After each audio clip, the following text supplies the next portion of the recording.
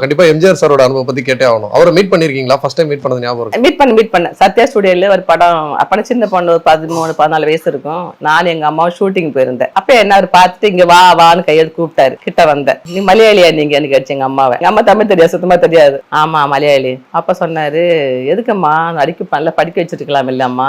அப்ப அம்மா சொன்னாங்க, அவளுக்கு ஒரு இன்ட்ரெஸ்ட், ஆக்ட் பண்ண இன்ட்ரெஸ்ட் இருக்கு, அதனாலதான் நல்ல ரோல் எல்லாம் கிடைச்சிருக்கான்னு கேட்டுச்சு. ஆமா இப்பதான் பிக்கப் ஆயிட்டு இருக்கு. அப்ப எங்க மலையாளத்துல பேசினாங்க அவர்கிட்ட.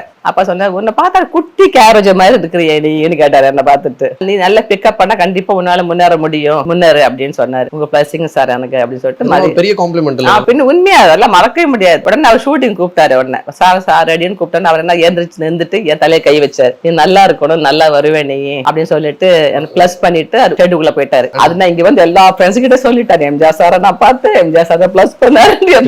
போட்டோ எடுத்து வச்சிருக்க மாதிரி உங்களுக்கு அது ஒரு அப்பெல்லாம் நம்ம கேமரா டக்குனு எடுத்து வச்சிருப்பானே, அப்பெல்லாம் இல்லையே.